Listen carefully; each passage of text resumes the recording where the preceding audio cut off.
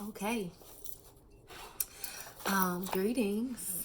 I'm Sasha, and this is my channel, Sasha the Human, a channel about me, a human being creating a colorful life. And so part of my journey has been reading, and so I'll be reading with you all The Untethered Soul by Michael A. Singer, and we're going to see how far we get into this book.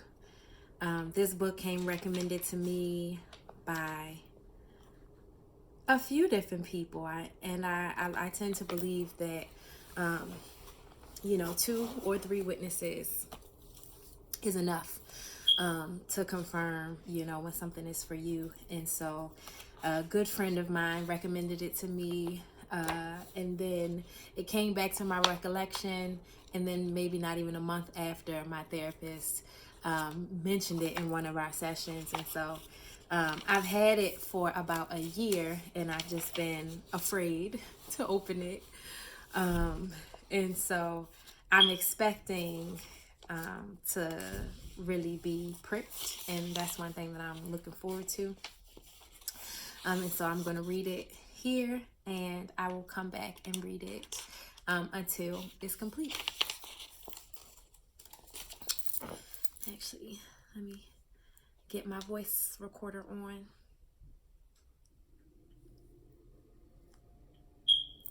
Awesome.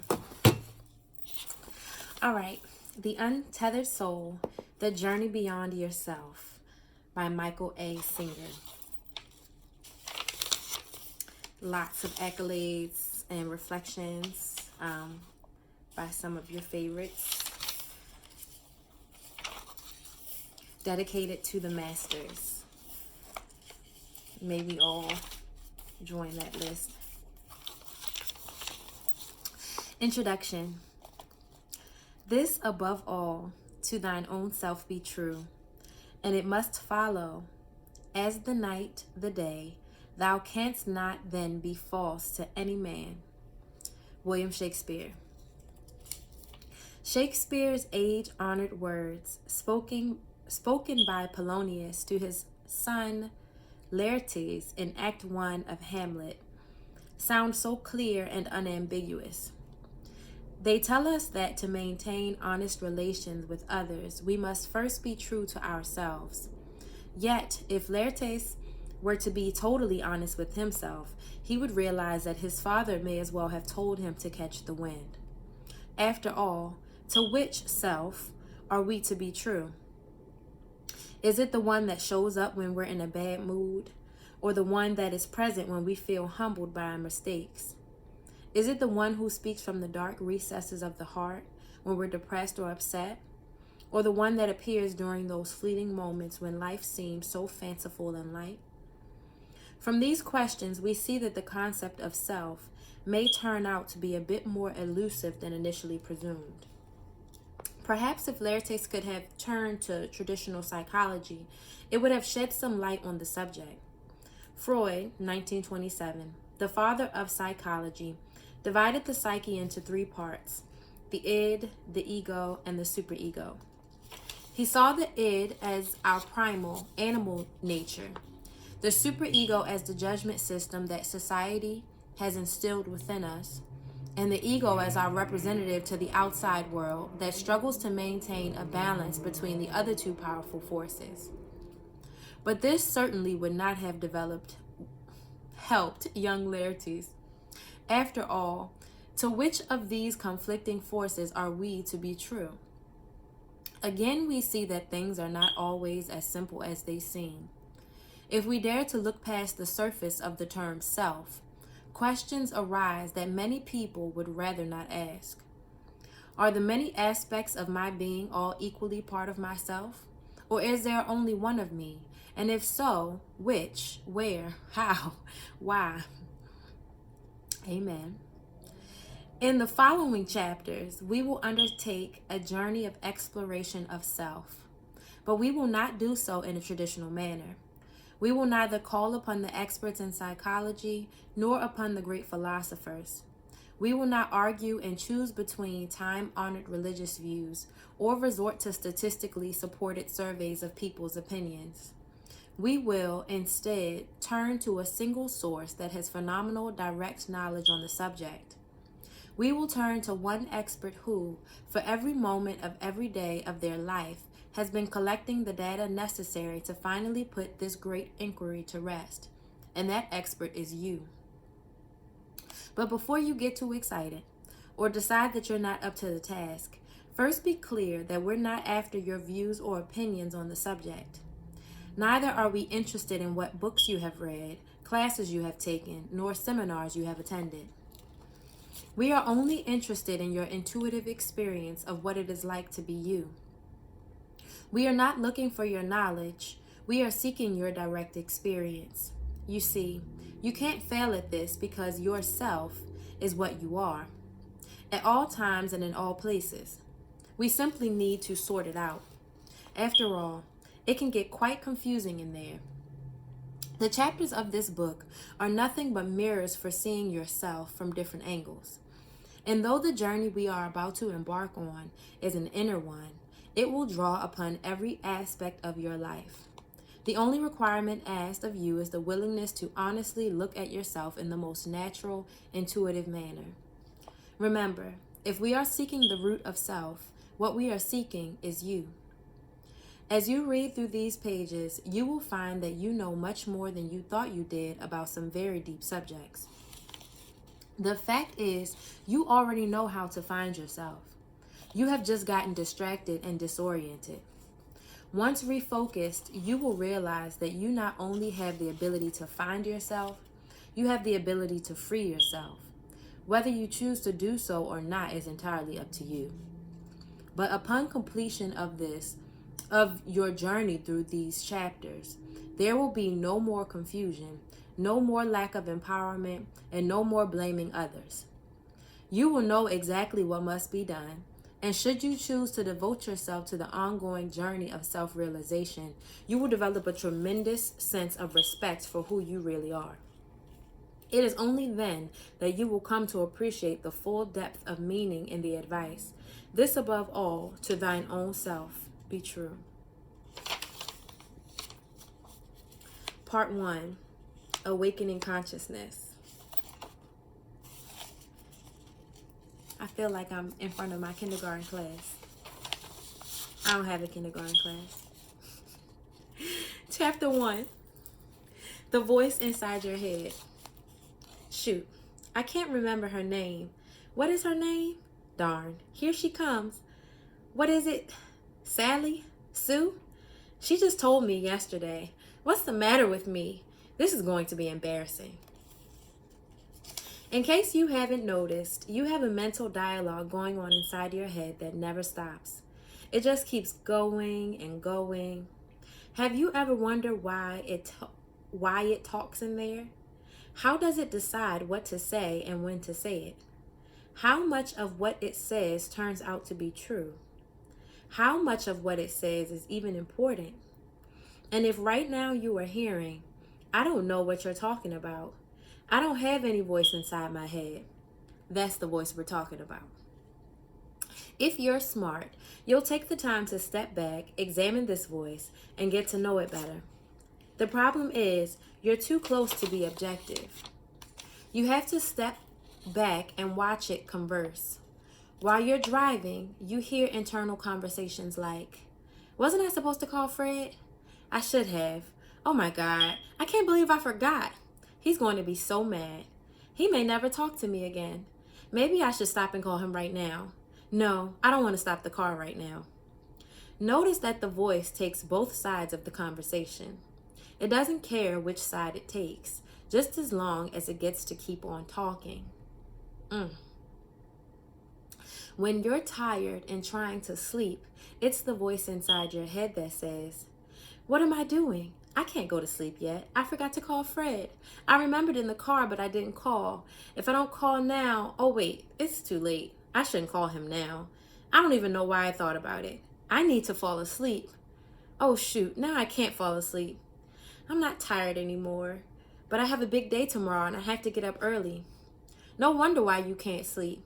Why do you even tolerate that voice talking to you all the time? Even if what it's saying is soothing and nice, it's still disturbing everything you're doing. If you spend some time observing this mental voice, the first thing you will notice is that it never shuts up. When left to its own, it just talks. Imagine if you were to see someone walking around constantly talking to himself. You'd think he was strange.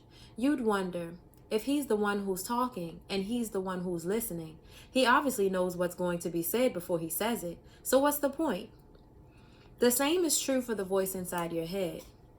Why is it talking? It's you who's talking, and it's you who's listening.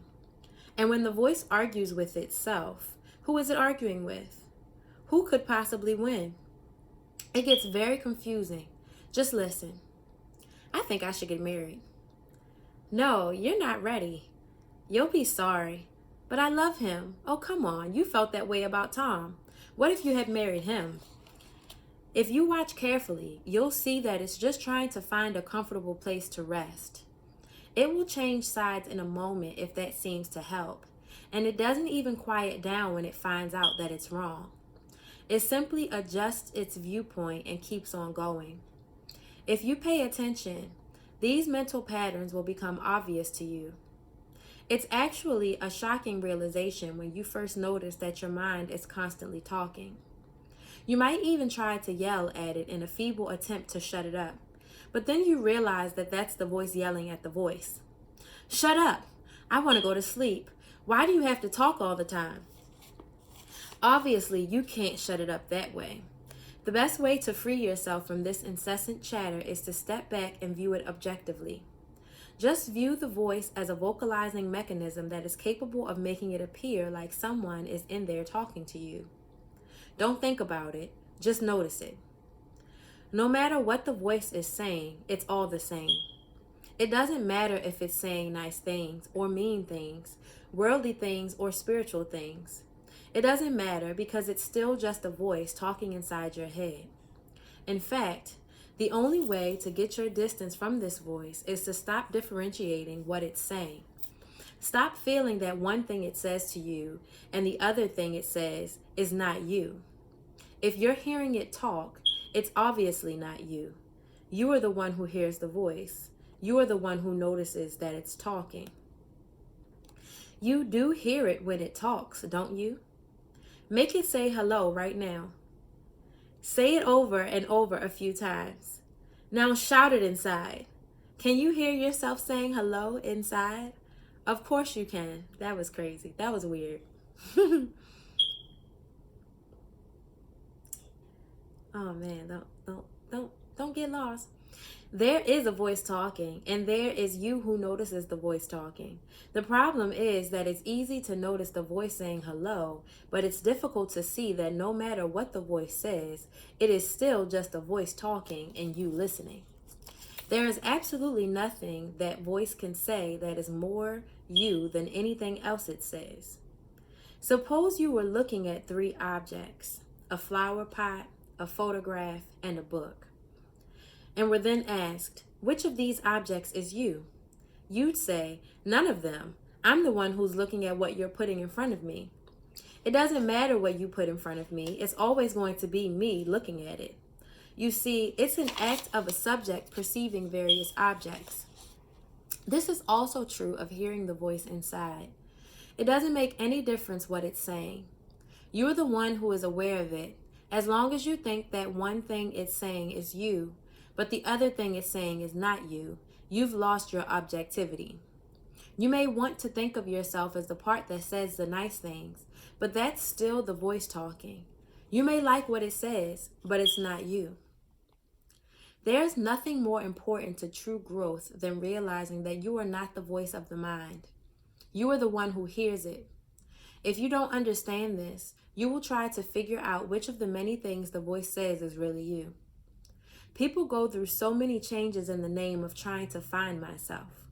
They want to discover which of these voices, which of these aspects of their personality is who they really are.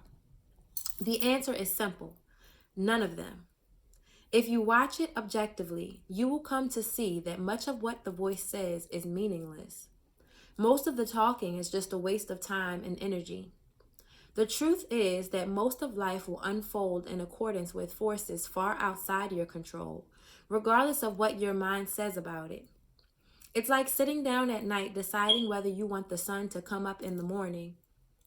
The bottom line is, the sun will come up and the sun will go down. Billions of things are going on in this world.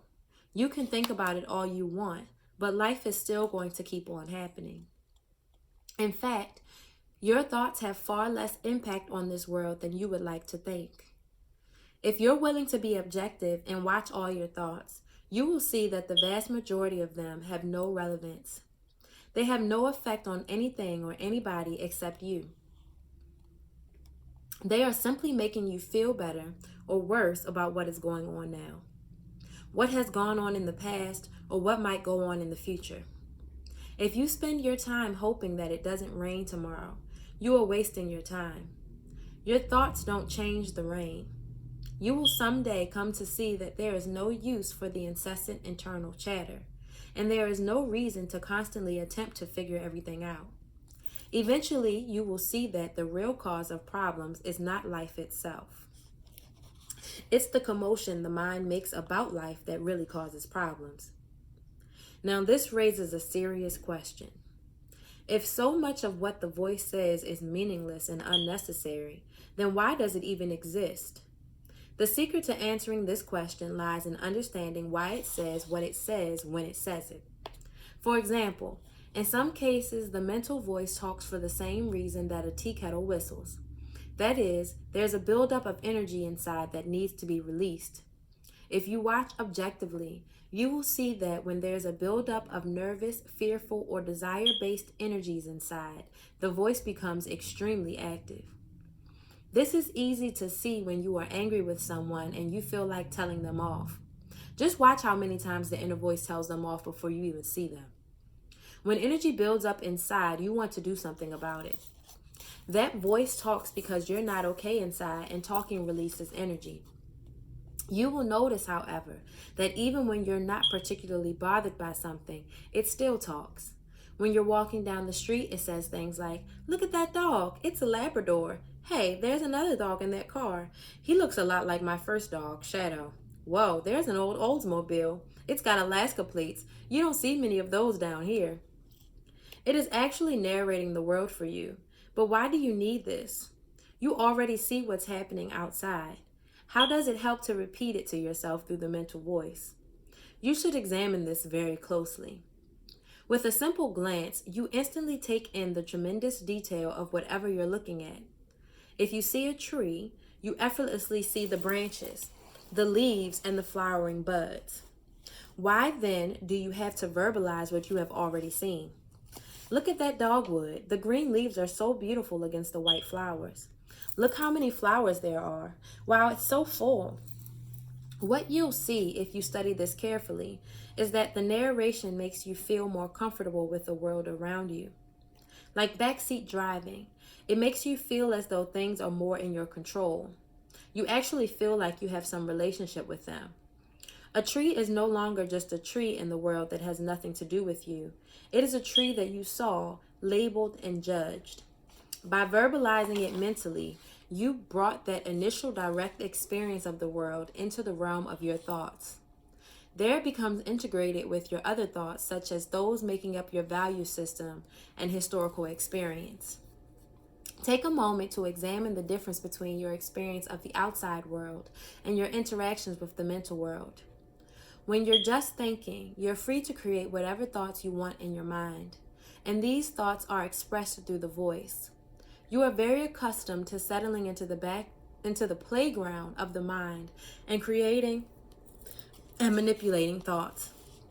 This inner world is an alternate environment that is under your control. The outside world, however, marches to its own laws. When the voice narrates the outside world to you, those thoughts are now side by side, in parity, with all your other thoughts. All these thoughts intermix and actually influence your experience of the world around you. What you end up experiencing is really a personal presentation of the world according to you, rather than the stark, unfiltered experience of what is really out there. This mental manipulation of the outer experience allows you to buffer reality as it comes in. For example, there are myriad things that you see at any given moment, yet you only narrate a few of them. The ones you discuss in your mind are the ones that matter to you. With this subtle form of pre-processing, you manage to control the experience of reality so that it all fits together inside your mind. Your consciousness is actually experiencing your mental model of reality, not reality itself. You have to watch this very carefully because you do it all the time. You're walking outside in the winter, you start to shiver, and the voice says, "It's cold." Now, how did that help you? You already knew it was cold. You're the one who's experiencing the cold. Why is it telling you this? You recreate the world within your mind because you can control your mind, whereas you can't control the world. That is why you mentally talk about it. If you can't get the world the way you like it, you internally verbalize it, judge it, complain about it, and then decide what to do about it. This makes you feel more empowered. When your body experiences cold, there may be nothing you can do to affect the temperature. But when your mind verbalizes it's cold, you can say, "We're almost home, just a few more minutes." Now you feel better.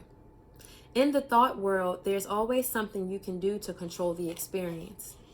Basically, you recreate the outside world inside yourself, and then you live in your mind. What if you decided not to do this?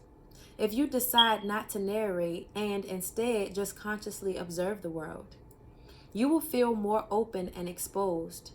This is because you really don't know what will happen next, and your mind is accustomed to helping you. It does this by processing your current experiences in a way that makes them fit with your views of the past and visions of the future. All of this helps to create a semblance of control. If your mind doesn't do this, you simply become too uncomfortable. Reality is just too real for most of us, so we temper it with the mind. You will come to see that the mind talks all the time because you gave it a job to do. You use it as a protection mechanism, a form of defense. Ultimately, it makes you feel more secure as long as that's what you want. You will be forced to constantly use your mind to buffer yourself from life instead of living it. This world is unfolding and really has very little to do with you or your thoughts. It was here long before you came, and it will be here long after you leave. In the name of attempting to hold the world together, you're really just trying to hold yourself together. True personal growth is about transcending the part of you that is not okay and needs protection. This is done by constantly remembering that you are the one inside that notices the voice talking. That is the way out. The one inside who is aware that you are always talking to yourself about yourself is always silent. It is a doorway to the depths of your being. To be aware that you are watching the voice talk is to stand on the threshold of a fantastic inner journey. If used properly, the same mental voice that has been a source of worry, distraction, and general neurosis can become the launching ground for true spiritual awakening. Come to know the one who watches the voice, and you will come to know one of the great mysteries of creation. End of chapter 1. My.